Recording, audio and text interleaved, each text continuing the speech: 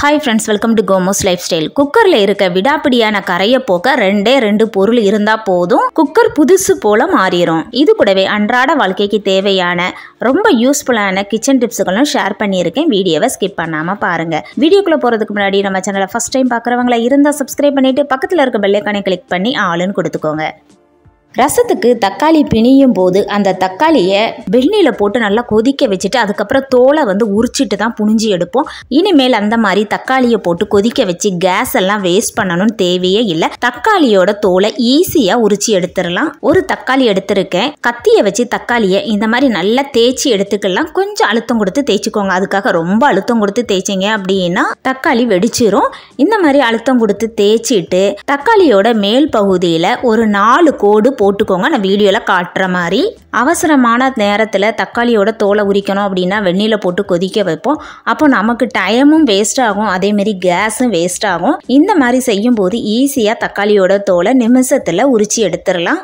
தக்காளியோட மேல் பகுதியில் 4 கோடு போட்டாச்சு. இப்போ அந்த தோலை மேலே இருந்து இப்படி உரிச்சு எடுத்தீங்க அப்படின்னா அழகாக உரிக்க வந்துடும். இதுக்காக வெந்நீரில் போட்டு கொதிக்க வைக்கணும்னு தேவையே இல்லை. இனிமேல் உங்களுக்கு தக்காளியை வெந்நீரில் போட்டு கொதிக்க வச்சு தக்காளி தேவைப்படுது அப்படின்னா இந்த மாதிரி செஞ்சு பாருங்கள். உங்களுக்கு ரொம்பவே யூஸ்ஃபுல்லாக இருக்கும். நமக்கு டைமும் மிச்சம், அதே மாதிரி கேஸும் மிச்சம். உரிச்சு எடுத்துட்டேன் பாருங்கள். அதோட தோலெல்லாம் ஈஸியாகவே வந்துருச்சுது. இந்த டிப்ஸ் உங்களுக்கு ரொம்பவே யூஸ்ஃபுல்லாக இருந்ததுன்னா நம்ம சேனலை சப்ஸ்கிரைப் பண்ணிக்கோங்க. கடையில் சாப்பாடுலாம் வாங்கினோம்னா இந்த மாதிரி பாக்ஸ் கிடைக்கும். இதை சாப்பிட்டுட்டு அப்படியே தூக்கி தூர போட்டுருவோம். இந்த பாக்ஸை ரொம்பவே யூஸ்ஃபுல்லாக பயன்படுத்தலாம். இந்த மாதிரி வேஸ்டான பாக்ஸ் இருந்தால் எடுத்துக்கோங்க.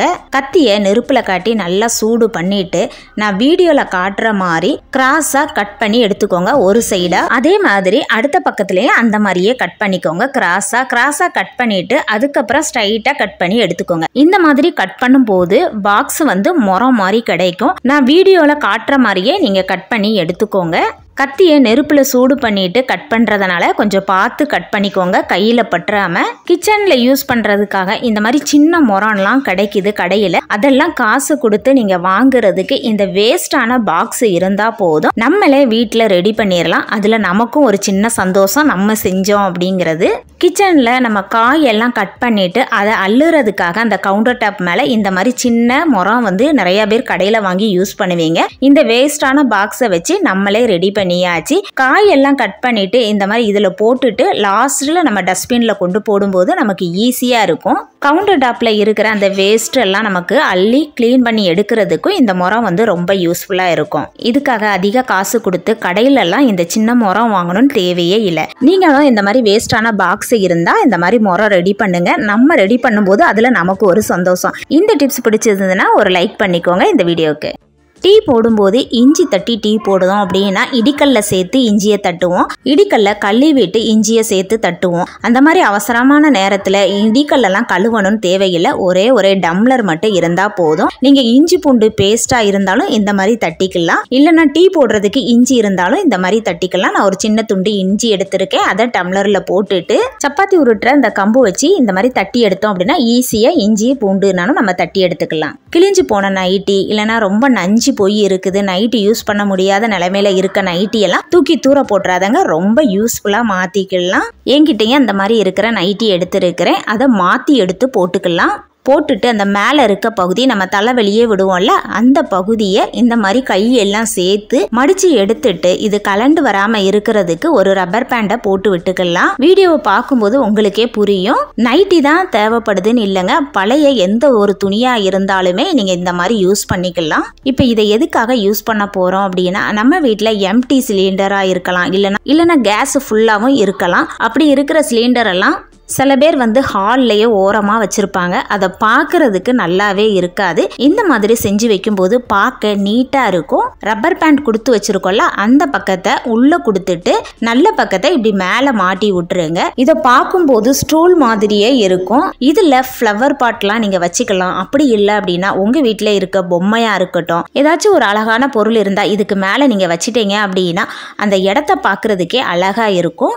நானும் இந்த மாதிரி தான் வச்சுருக்கேன். பாருங்கள் பார்க்குறதுக்கு எவ்வளோ அழகாக இருக்குதுன்னு. உங்கள் வீட்லேயும் சிலிண்டர் ஹால்லலாம் வைக்கிறீங்க அப்படின்னா இந்த மாதிரி வச்சு பாருங்கள், பார்க்குறதுக்கு நீட்டாக இருக்கும். இந்த டிப் பிடிச்சிருக்கும்னு நினைக்கிறேன். உங்களோட குக்கருக்கு பின் சைடு இந்த மாதிரி கறி படிஞ்சு போய் இருக்குது அப்படின்னா அதை ஈஸியாக க்ளீன் பண்ணிடலாம். அதுக்கு ரெண்டே 2 பொருள் போதும். என்னோட குக்கர்லேயும் பார்த்தீங்கன்னா ரொம்ப கறி படிஞ்சு போய் இருக்குது. இதை க்ளீன் பண்ணுறதுங்கிறது கொஞ்சம் கஷ்டமான வேலை. நீங்கள் சோப்பெல்லாம் வச்சு தேய்ச்சிங்கன்னா கண்டிப்பாக போகவே போகாது. கறி படிஞ்ச இந்த குக்கர் மேலே கொஞ்சமாக உப்பு அள்ளி நல்லா எல்லா பக்கமும் தூவி விட்டுக்கலாம். உப்புக்கு மேலே ஆப்போ சோடா, அதாவது சமையல் சோடா சொல்லுவோம்ல, அதுவும் கொஞ்சமாக எடுத்துட்டு மேலே தூவி விட்டுக்கோங்க. தூவி விட்டுட்டு கொஞ்சமாக தண்ணி தெளித்து விட்டுலாம். தண்ணி தெளிக்கும் போது நல்லா பொங்கி வரும். நல்லா எல்லா பக்கமும் நல்லா அப்ளை பண்ணி விட்டுட்டு இதை ஒரு 20 நிமிஷம் ஊற வச்சிருங்க. ஊற வச்சுட்டு தேய்ச்சிங்க அப்படின்னா ஈஸியாக தேய்ச்சிடலாம். நான் உடனே தான் தேய்ச்சி காட்டுறேன். நீங்கள் ஊற வச்சுட்டு தேய்ச்சிங்க அப்படின்னா இந்த மாதிரி கிரீன் கலர் ஸ்க்ரப்பர் வச்சே தேய்ச்சிங்கன்னா ஈஸியாக போயிடும். உடனே தேய்க்கிறோம் அப்படின்னா ஸ்டீல் ஸ்க்ரப்பர் வச்சு தேய்ச்சிங்க அப்படின்னா ஈஸியாக க்ளீன் பண்ணிடலாம். கரை ரொம்ப அதிகமாக படிஞ்சு போய் இருக்கிறதுனால கொஞ்சம் அழுத்தம் கொடுத்து தான் தேய்க்க வேண்டிய இருக்குது. இதுவே வெறும் டிஷ் வாஷ் லிக்விட் மட்டும் வச்சு தேய்ச்சிங்கன்னா கண்டிப்பாக இந்த கரை போகவே போகாதுங்க. இந்த 2 பொருள் மட்டும் இருந்தால் போதும். நான் தேய்க்கும் போதே வித்தியாசம் தெரியும். ஃபர்ஸ்ட் எப்படி இருந்தது, இப்போ தேய்க்க பாருங்க கரை போய்கிட்டே இருக்குது. இந்த அளவுக்கு கரை போயிருக்குது. நான் இப்போ இதை கழுவிட்டு வந்துருந்தேன். பாருங்க நல்லாவே போயிருக்கு. இன்னும் கொஞ்சம் இருக்குது. இதில் உப்பும் கொஞ்சம் சோடா உப்பும் தேய்ச்சோம் அப்படின்னா இன்னும் இருக்கிற கரையுமே போயிடும். பால் பாத்திரம் மற்ற எந்த பாத்திரத்துலையும் இந்த மாதிரி விடாப்பிடியான கரை இருந்ததுன்னா உப்பும் சோடா உப்பும் தேய்ச்சி பாருங்க, ஈஸியாக க்ளீன் பண்ணிடலாம். இந்த டிப்ஸ் பிடிச்சதுன்னா உங்கள் ஃப்ரெண்ட்ஸ் அண்ட் ஃபேமிலிக்கு இந்த வீடியோவை ஷேர் பண்ணி விடுங்க. அவங்களுக்கும் ரொம்ப யூஸ்ஃபுல்லாக இருக்கும். நம்ம வீட்டில் இருக்கிற சிசர் சரியாக கட் பண்ணலை அப்படின்னா சாணம் வைக்கிறதுக்காக கடையில் கொடுப்போம். இனிமேல் அந்த மாதிரி நீங்கள் அவசரத்துக்கெலாம் கொடுக்கணும் தேவையே இல்லை. நம்ம எல்லார் வீட்லேயும் இருக்கிற உப்பு மட்டும் இருந்தால் போதும். உங்களோட சிசர் சூப்பராக கட் பண்ணும். பொடி உப்பு இல்லைன்னா கல் உப்புனாலும் எடுத்துக்கோங்க. நான் பொடி உப்பு தான் எடுத்திருக்கேன். கட் பண்ணாத சிசரை இந்த மாதிரி உப்புல வச்சு ஒரு 2 நிமிஷத்துக்கு கட் பண்ணி எடுங்க. அதுக்கப்புறம் நீங்க கட் பண்ணி பாருங்க, சூப்பராகவே சிசர் கட் பண்ணுங்க. எந்த நிலைமையில மங்கி போய் இருந்தாலும் இந்த மாதிரி செய்யும் போது சிசர் ஷார்ப் ஆயிரும். இப்போ பாருங்க சிசர் எவ்வளவு அழகா கட் பண்ணுதுன்னு ட்ரை பண்ணி பாருங்க. மிக்சி ஜாரோட கேஸ்கட் லூஸா இருந்தது அப்படின்னா மிக்சியில மசாலாலாம் அரைக்கும் போது அந்த ஜார் மூடி மேல தூக்கும். நமக்கு உள்ள இருக்கிற மசாலாலாம் கொட்டும். இந்த கேஸ்கட்டை எப்படி டைட் பண்ணலாம் அப்படின்னு பார்க்கலாம். மிக்சி ஜாரோட மூடியில அந்த கேஸ்கட்ல ஒரு பெரிய ரப்பர் பேண்டா எடுத்துட்டு இந்த மாதிரி சுத்தி போட்டு விட்டுருங்க. உங்களுக்கு எத்தனை ரப்பர் பேண்ட் தேவையோ அத்தனை போட்டுக்கோங்க. எனக்கு 1 போதும். இந்த மாதிரி போட்டுட்டு நீங்க க்ளோஸ் பண்ணி பாருங்க, உங்களுக்கு டைட்டா ஆயிருங்க. அந்த கேஸ்கட்டும் டைட்டா ஆயிரும். அவசரமா இருக்க டைம்லலாம் இந்த டிப்ஸ் உங்களுக்கு ரொம்பவே யூஸ்ஃபுல்லா இருக்கும். இதுக்காக நம்ம புதிய கேஸ்கட்லாம் வாங்கணும்னு தேவையே இல்லை. இன்றைக்கி பார்த்த டிப்ஸ் எல்லாமே உங்களுக்கு ரொம்ப யூஸ்ஃபுல்லாக இருந்திருக்கும்னு நினைக்கிறேன். இந்த மாதிரி யூஸ்ஃபுல்லான டிப்ஸ் எல்லாம் நம்ம சேனலில் நிறைய இருக்குது. நம்ம சேனலை பார்க்காதவங்க ஒரு டைம் விசிட் பண்ணி பாருங்கள், உங்களுக்கு ரொம்ப யூஸ்ஃபுல்லாக இருக்கும். இன்றைக்கி பார்த்த டிப்ஸில் உங்களுக்கு எந்த டிப்ஸ் ரொம்ப பிடிச்சிருக்குது அப்படிங்கிறதையும் மறக்காமல் சொல்லுங்கள். இன்றைக்கி நான் இந்த வீடியோ பிடிச்சிருந்ததுன்னா லைக் பண்ணுங்கள், உங்கள் ஃப்ரெண்ட்ஸ் அண்ட் ஃபேமிலிக்கு ஷேர் பண்ணுங்கள், மறக்காமல் சப்ஸ்கிரைப் பண்ணுங்கள். அடுத்த வீடியோவில் பார்க்கலாம். தேங்க்ஸ் ஃபார் வாட்சிங்.